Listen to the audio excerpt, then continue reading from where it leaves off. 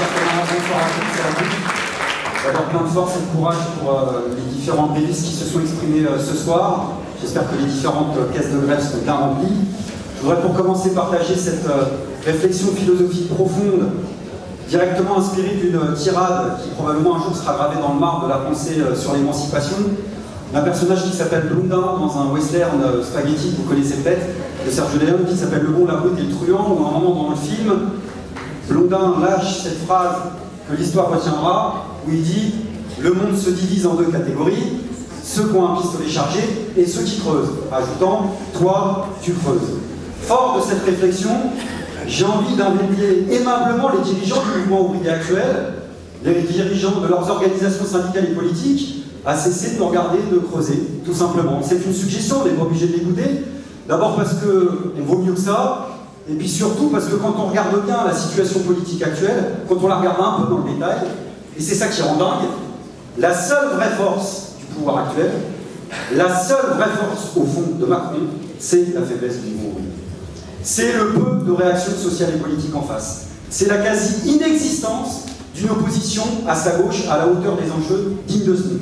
C'est-à-dire que la seule force de Macron, elle tient pour l'instant à nos rendez-vous militants manqués, à notre inaptitude stratégique, parce qu'à un moment il faut parler concret pour gagner, de construire un pouvoir, celui de la rue, il y a des camarades qui m'ont parlé, qui soit plus fort que le pouvoir en place. Parce qu'il n'y a pas d'autre possibilité pour gagner contre le gouvernement. Ou alors il faut nous dire, à un moment il faut être concret, sinon on raconte des flûtes, on raconte des histoires aux enfants. D'où le caractère décisif du moment politique qu'on est en train de vivre. Alors je sais que je suis un peu loin quand je dis ça, mais on est en train de vivre un moment décisif.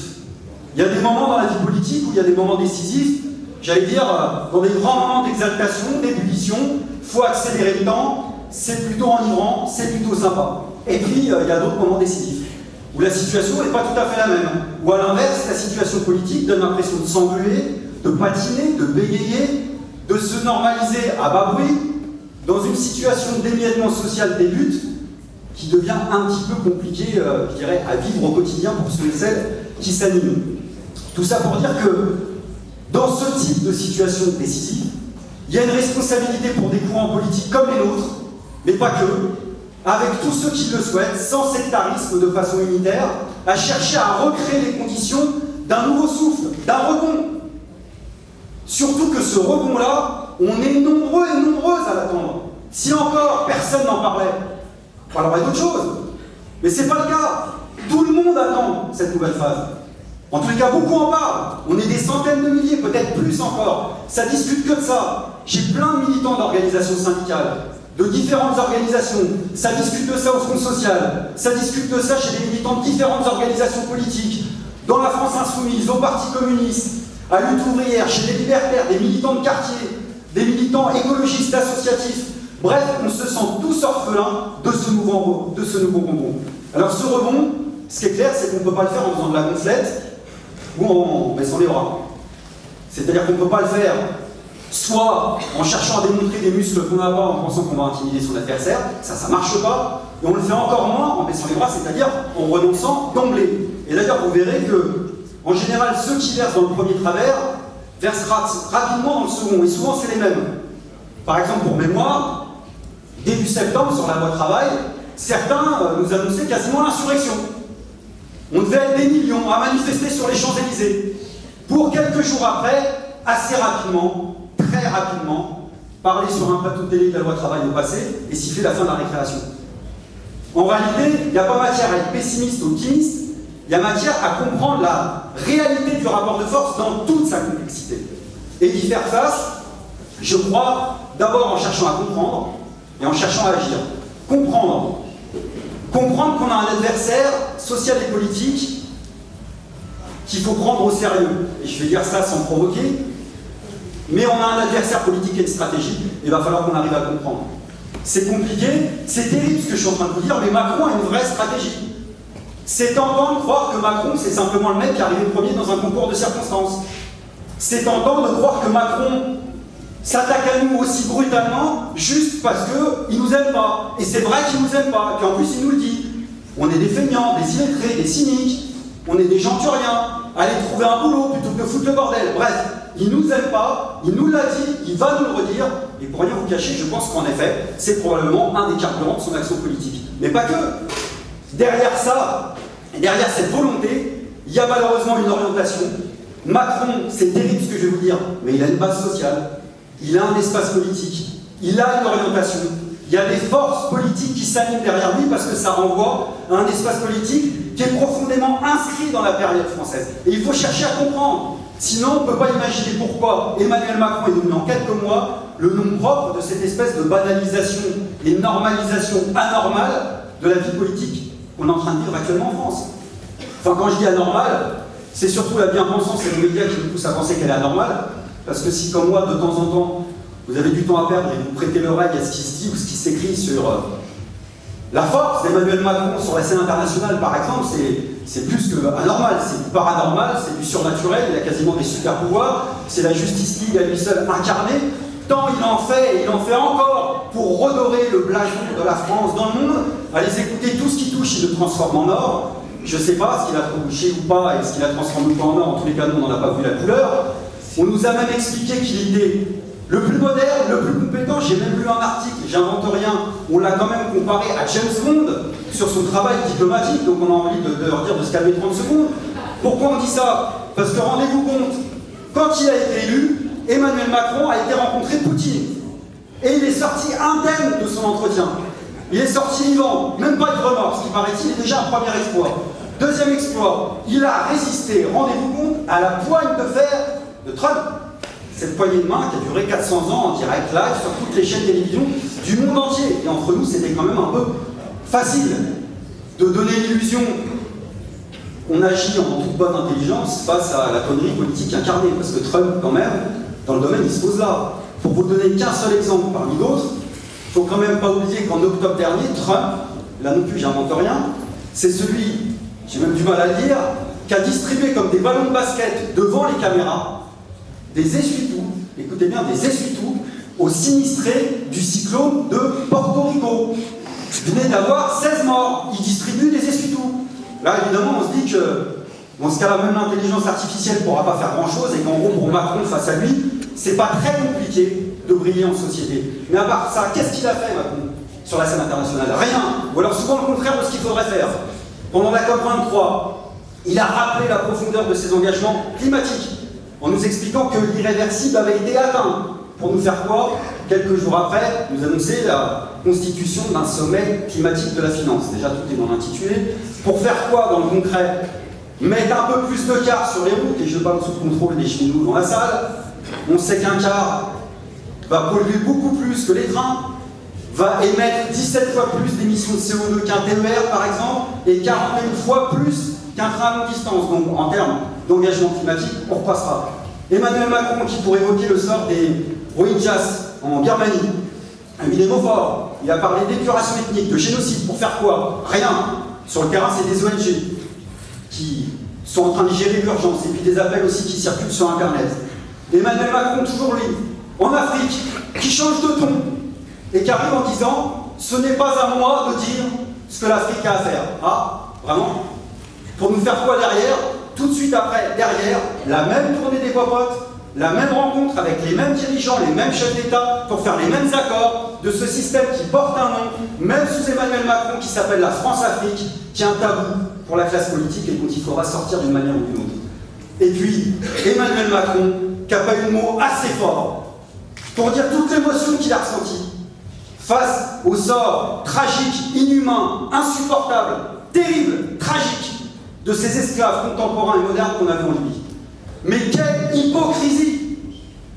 Quelle hypocrisie de mimer le fait qu'il a découvert ça sur CNN, quand on sait que le même Emmanuel Macron, quelques mois seulement auparavant, en juillet, a rencontré les deux hommes forts de ce qui reste de l'État libyen, et pas juste pour discuter, pour faire des accords qui consistent en quoi?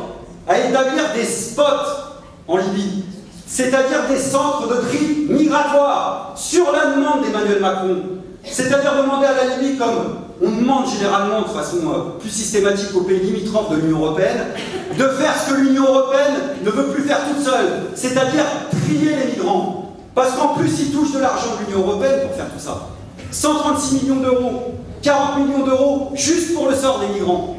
C'est terrible en termes d'hypocrisie d'entendre après le chef de la République française arriver en disant sans rire, il faudrait peut-être penser à faire une force d'intervention pour proposer, je cite, aux migrants qui le souhaiteraient de revenir dans leur pays d'origine. À ceux qui le souhaitent revenir dans leur pays d'origine. Mais d'où il sort? Il croit quoi? Que ceux et celles qui prennent le risque de traverser la Libye parce qu'ils connaissent le danger, ils le font pour le plaisir, ils le font pour fuir les flammes de l'enfer. Et s'ils y arrivent, c'est pour traverser la Méditerranée derrière. Autre risque, où beaucoup meurent en plus. Parce qu'ils et elles fuient des situations tragiques que n'importe qui normalement constitué fuirait. La guerre, la famine, le chaos, les viols parfois. Des situations terribles. Alors s'entendre dire ça quand on connaît en plus le poids historique de l'État français dans le chaos politique de la Libye actuellement, c'est-à-dire l'intervention militaire de Sarkozy. Or, entre Sarkozy et Macron, franchement, il faudra nous expliquer la différence. Et bien la moindre des choses, ce serait que la France, si les mots ont encore un sens, s'autorise non pas de grands discours, mais là, tout de suite maintenant, ouvre ses frontières, accorde le droit d'asile, des titres de séjour à tous ces migrants, plutôt que de les laisser crever pour ceux qui arrivent à Calais ou à Porte-de-la-Chapelle. C'est-à-dire concrètement organiser la liberté de circulation et réclamer ce qu'on exige depuis toujours, la régularisation de tous les sans-papiers et pas au cas par cas, et notre solidarité avec les migrants. Et il y a une manifestation samedi 16 à Menton, il faudra y aller aussi. Ce sera l'occasion de réclamer l'ouverture des frontières parce que des gens crèvent de ces fermetures de frontières actuelles. Ça, c'est tout le contraire de l'hypocrisie. Et puis enfin, il y a un truc que fera jamais Emmanuel Macron sur la scène internationale, c'est un truc pour la Palestine. Et je dis même un tout petit truc. À l'heure où Trump n'a rien trouvé de mieux que de mettre un petit peu plus d'huile sur le feu en reconnaissant Jérusalem comme capitale de l'État israélien, Macron s'est autorisé une idée de génie. Il appelle à la reprise des négociations, mais quelle audace! Macron qui pour l'instant n'a toujours pas levé un doigt pour un ressortissant franco-palestinien qui nous tient un petit peu à cœur. Salah Hamouri, parce qu'il est déjà intervenu à plusieurs reprises devant nous. Vous savez que Salah, il avait déjà passé 7 ans derrière les barreaux des prisons israéliennes, et là au moment où je vous parle, pour le 105e jour consécutif, il y est de nouveau dans le cadre d'une détention administrative, c'est-à-dire 6 mois renouvelables indéfiniment, sans qu'on sache d'ailleurs le motif pour lequel il est actuellement incarcéré. Et j'aimerais, si vous en êtes d'accord, que vous fassiez un maximum de bruit pour que Salah nous entende de là où il est, pour qu'il sache qu'il n'est pas seul, et réclamer immédiatement sa libération immédiate auprès de l'État français, parce que personne n'a pas de libération.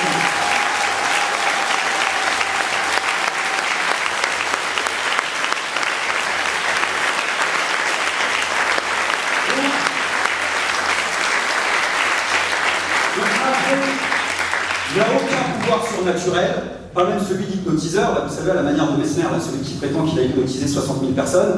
Si Macron, il va en endormir 66 millions, il lui souhaite bien du courage. En tous les cas, sur nous, ça ne va pas marcher, on préfère le dire d'emblée. Il n'y a rien d'anormal à ça. Par contre, il y a une vraie politique qui consiste à normaliser la vie politique et sociale. Et il faut la comprendre. Et il faut la comprendre de leur point de vue. Pour nous, c'est compliqué, mais des fois, ça vaut le coup. Pourquoi il y a cette offensive ?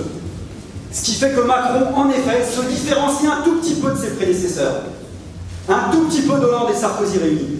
Où il y avait d'ailleurs toujours cette phase qui suivait leur élection, où il fallait attendre que les masques tombent. Lui, il avance à visage découvert.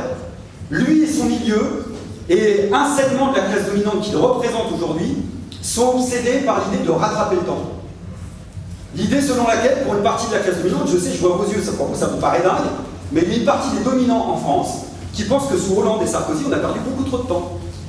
Et qu'il faut accélérer, et qu'il faut revenir aux sources, c'est-à-dire aux sources de l'offensive libérale globalisée.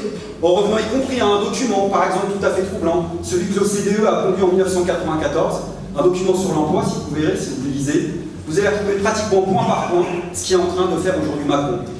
Déjà, la protection sociale, le droit du travail, déjà l'idée de rendre les chômeurs responsables du chômage, puisqu'aujourd'hui c'est ce qu'on vous dit, hein.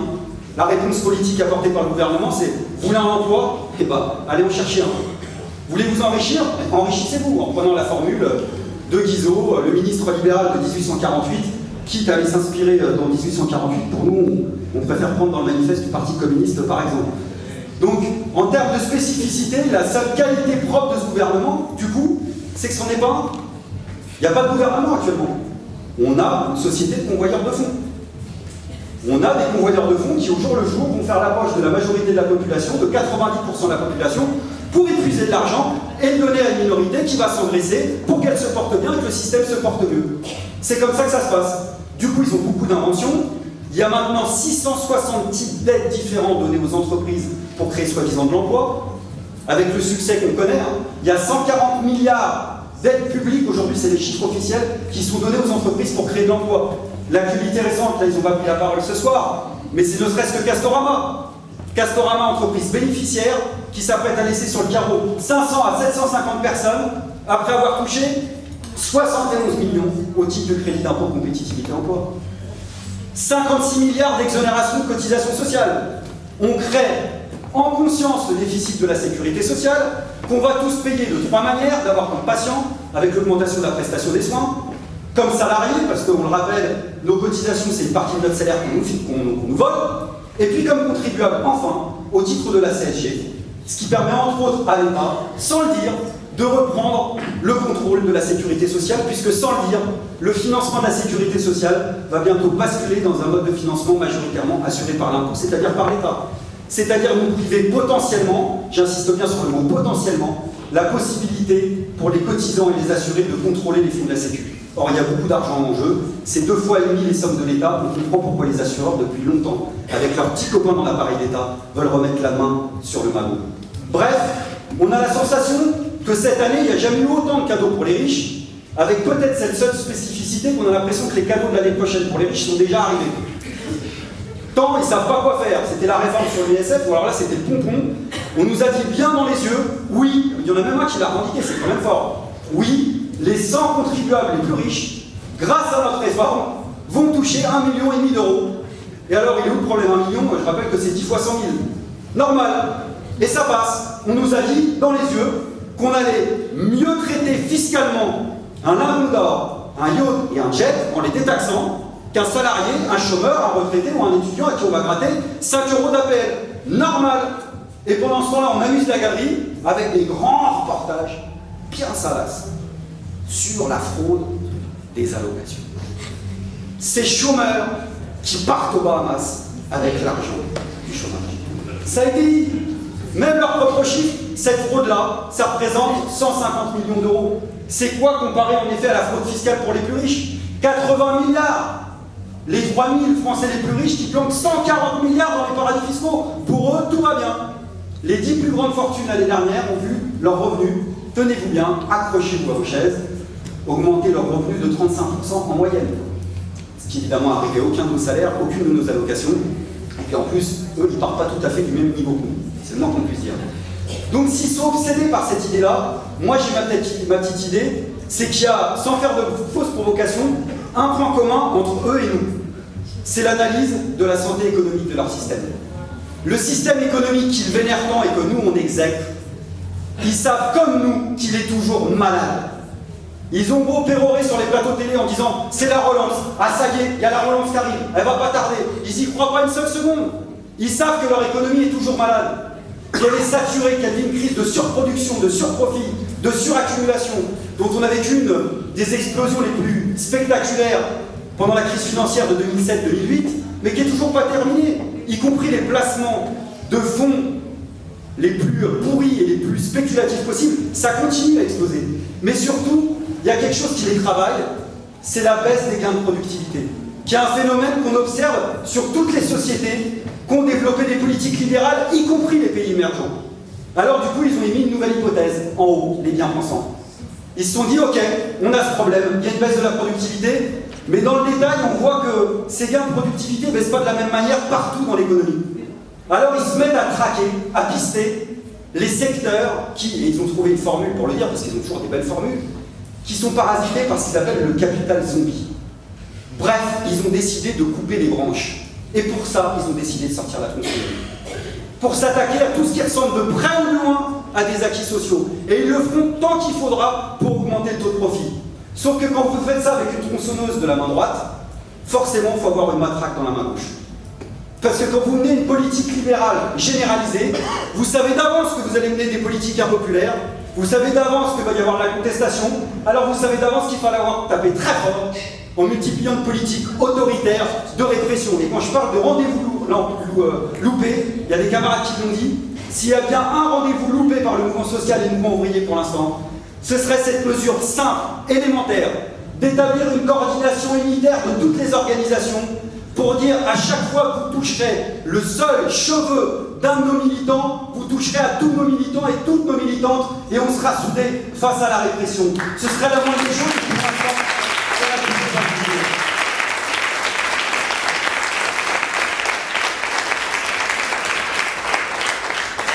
Donc si j'insiste là-dessus, c'est pour dire que si on comprend leur logique, alors on comprend que leur politique ne s'arrêtera pas d'elle-même. Et j'insiste lourdement là-dessus, parce que moi j'entends au boulot, autour de moi, le truc un peu tentant, se dire bon, il y a un moment, ils vont s'arrêter tout seuls. Ils auront touché le fond. À force de nous gratter tout ce qui nous reste, il n'y aura plus rien, donc ils vont s'arrêter d'eux-mêmes. Et ben non. Ils ont beaucoup d'imagination. Et ils en auront beaucoup. Demain, c'est l'assurance chômage, la protection sociale. Et je vous le donne en mille, et je le dis doucement pour pas qu'ils m'entendent, et j'aimerais pas qu'on dise que c'est moi qui ai eu l'idée. Mais un jour, ils s'attaqueront évidemment au congé payé. C'est tellement gros comme le nez au milieu du village. Je vois déjà le reportage à France 2 avec l'économiste qu'on connaît tous, avec un grand panneau pour dire 5 semaines à être payé à ne rien faire. Grande spécificité en France. Et boum, ils auront toujours des idées. Il y aura toujours plus profond que le fond. Et d'ailleurs, j'invente rien, c'est eux qui le disent, je ne suis pas parano en la matière. Macron, c'est quand même l'homme qui s'est présenté une fois après avoir été élu en disant « J'ai trouvé la France au bord du gouffre et je veux remettre la France en marche ». Donc quand vous remettez la France en marche alors qu'elle est au bord du gouffre, vous proposez d'emblée de mettre la France au fond du gouffre. Vous dites vous-même, il y aura toujours plus profond que le fond et ils ne s'arrêteront pas. Et ils ne s'arrêteront pas d'eux-mêmes. Donc ça veut dire que les enjeux en termes d'action sociale et politique, c'est de chercher à les stopper et pas simplement résister pour résister. J'insiste là-dessus, pourquoi ? Parce que si on ne les arrête pas, ils ne s'arrêteront pas d'eux-mêmes. Et je vais peut-être faire l'inverse de ce que je préconisais tout à l'heure, faire un peu de conflète pour le coup, peut-être que vous le penserez, mais s'il y a bien un truc dont je ne doute pas, c'est que ça pète. C'est pas ça mon inquiétude. Je ne sais pas pourquoi je le pense, mais je le pense profondément. C'est qu'à un moment ou un autre, ça pètera, ça craquera. Quand, comment, je ne peux pas le savoir, il ne faut pas le décréter, ce serait d'ailleurs dangereux de le faire, mais il y a un tel décalage entre la représentation politique et la situation réelle que je pense que ça pètera. Soit ça sera une crise sociale, une crise politique, une crise institutionnelle, peut-être même une affaire, j'en sais rien, mais j'en suis profondément convaincu. Ma vraie crainte, elle n'est pas là. Ma crainte à moi, c'est que le jour où ça pète, l'énergie, elle part dans le sable, et qu'on ne remporte pas de victoire à la clé. Or, ce dont on a besoin aujourd'hui, c'est de victoire. On a besoin de renouer avec ce sentiment que lutter, ça sert concrètement à quelque chose. La démonstration pratique, les travaux pratiques, plus efficaces que tous les discours du monde. S'il y a bien un enseignement que toute la gauche radicale devrait tirer aujourd'hui, quelles que soient ses options, tactiques ou stratégiques, c'est qu'en 2017, on n'a pas tant besoin de grands hommes, de grands futurs candidats à l'élection présidentielle, que de confiance collective et de victoire collective. On n'a pas tant besoin d'attendre de futurs grands leaders que de pousser à ce que des centaines de milliers de personnes reprennent confiance dans leur force, dans leur fierté, de peser sur leur propre destin. D'où la discussion en effet sur la stratégie des luttes. Mais il est où le problème? Quand nous, à l'UBA, on dit qu'en effet il faut militer pour la convergence des luttes, qu'il faut militer pour le monde ensemble, militer pour la grève générale, pas la nommer, mais militer pour. C'est pas militer juste pour un truc qui nous fait frémir, c'est pour discuter d'efficacité. Alors Jean-Luc Mélenchon, il nous dit que pour la loi travail, on a souffert de division syndicale. Ouais, peut-être. Et encore, en 1995, au moment du plan Juppé, le front syndical il était divisé, on a gagné quand même. Je crois qu'on n'a pas tant souffert de division syndicale que de problèmes de stratégie dans les luttes. Oh, peut-être qu'à un moment, il va falloir qu'on discute sérieusement quand même. Depuis 2003, ça arrivait quoi? 4, 5, 6 fois. Des grandes mobilisations sur 3, 4, 5 mois. On nous a emmenés sur 3, 4, 5 grandes journées d'action interprofessionnelle, toujours espacées dans le temps. Il y a peut-être qu'à un moment, on pourrait se dire, ça marche pas. Et se mettre d'accord sur le fait qu'on commence pour une fois, d'emblée, par exemple, à mettre 3 jours de grève interprofessionnelle successifs pour bloquer l'économie, paralyser l'économie, faire grève et apprendre au pouvoir à nous respecter un minimum. Alors si ça vient pas dans le monde, alors il faut réunir à le faire par le bas. Et au-delà de l'explosion sociale qui est nécessaire, sans l'attendre, si on veut unifier notre camp, il y a quelque chose qu'il faut faire ici et maintenant, c'est lutter contre le poison de la division. Et là, c'est terrible et tragique. Moi, ça fait quelques années que je milite, un moment comme celui-là, je ne l'ai pas connu jusqu'à présent. Ce moment où le poison est en train de se distiller dans notre propre camp jusqu'à ce point-là. Je vous le dis, camarades, si on écoute ce que nous disent les gens d'en haut, la classe possédante et la classe capitaliste, on va finir par se bouffer la gueule entre nous tous et vous toutes. Ce sera la guerre entre les pauvres. Et il y a certains quartiers, je vous assure, on n'en est pas si loin. Ce drame qu'on connaît tous au boulot, moi je vis que ça, à se jalouser les miettes, à s'engueuler pour des écarts de salaire dérisoires, des écarts de statut. Là, le plafond de verre entre le public et le privé, les travailleurs qui ont un emploi, ceux qui n'en ont pas, ça crée des jalousies, des préjugés, les écarts entre générations, les discriminations sexistes, la discrimination des habitants des quartiers populaires, et puis le racisme sous toutes ses formes, avec une forme de racisme en particulier en ce moment, qu'elle va en poupe, qu'est l'islamophobie, et qui du coup marque le grand retour de Manuel Valls. Lui, franchement, il nous avait pas manqué. Et qui arrive à la télé sans rire, pour exiger que des courants comme les nôtres qui luttons contre l'islamophobie rendent gorge, tout en exigeant de ses adversaires politiques qu'ils modèrent leur langage et qu'ils n'utilisent pas trop de langage guerrier. Rendent gorge. Et dans ce contexte, bon courage pour dire que vous êtes plus ébloui que Charlie. Bon courage. Manuel Valls, pour la petite histoire, je la raconte à chaque fois, mais je ne peux pas m'empêcher, parce que c'est lui qui l'a fait. Quand il était Premier ministre, il a commandé un sondage qui a coûté 53 000 € aux contribuables. D'accord ? Et cette question qu'il a demandée dans son sondage, c'était la question suivante. Là aussi, accrochez-vous, c'est à quel animal ressemble plus Manuel Valls ? Et la réponse qui arrivait en tête, c'est la hyène. Ce à quoi, nous, évidemment, on aurait pu faire gagner beaucoup d'argent aux contribuables, puisque la réponse, on l'avait déjà depuis longtemps, et ça résume assez bien ces idées politiques aujourd'hui. Donc, il faut être antiraciste, il faut être internationaliste, et donner ces perspectives-là. Mais il y a aussi des perspectives politiques à donner à nos luttes. Et là, sans en faire trop, je crois que l'enjeu dans la période, c'est d'essayer, je dis bien essayer parce que c'est pas simple, humblement, de passer de la défensive à l'offensive. On est acculé dans l'urgence à résister, à lutter contre, à être anti, à reculer, empêcher que ça se recule trop vite. C'est comment redonner des objectifs politiques et communs à nos luttes. Et là, d'un certain point de vue, on a une chance, c'est que le gouvernement, les questions politiques, il les met sur la table. La répartition des richesses, le gouvernement, lui, il sait ce que c'est, il l'a fait pour ses petits copains. Et s'ils ont des convoyeurs de fonds, on peut en trouver. On n'est pas plus con qu'eux.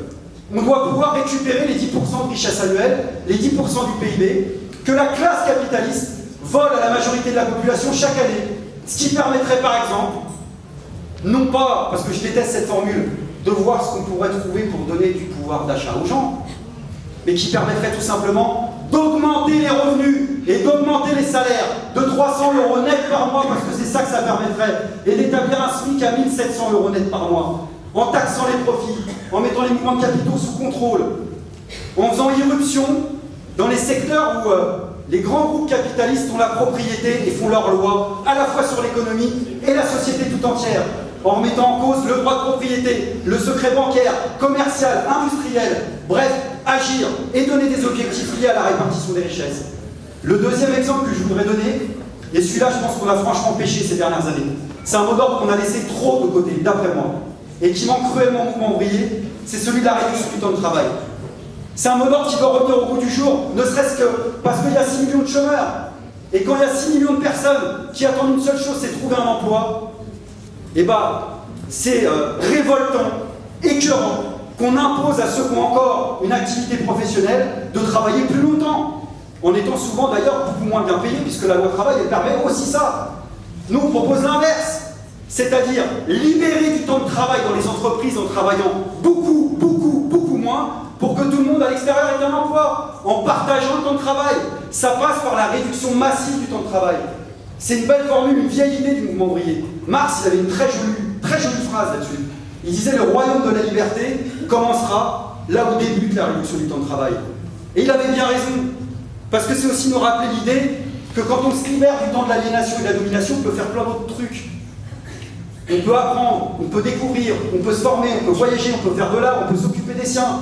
On peut s'occuper de nos anciens, plutôt que de les laisser crever dans des maisons de... Deux exemples d'objectifs politiques, il y en a sûrement d'autres, mais qui sont des objectifs qu'on devrait redonner peut-être à nos résistances. Et je terminerai en évoquant le fait qu'on a besoin cruellement de rediscuter de questions stratégiques. Je crois que, pour le dire clairement, la gauche radicale aujourd'hui est en train de crever de ses calculs à court terme. Elle est en train de crever d'avoir le nez dans le guidon et d'oublier l'essentiel. Et l'essentiel, c'est quoi? Mais c'est qu'on n'en veut plus de cette foutue société et qu'on veut en faire une autre. On pense que cette société, elle est vérolée par le racisme, par la haine, par la guerre, par la catastrophe climatique. On pense qu'on ne peut pas la réparer et on en veut une autre. C'est pour ça qu'on s'anime. Et c'est pour ça qu'on veut une bonne vieille révolution. Moi, plus que jamais, je pense qu'il faut une bonne vieille révolution.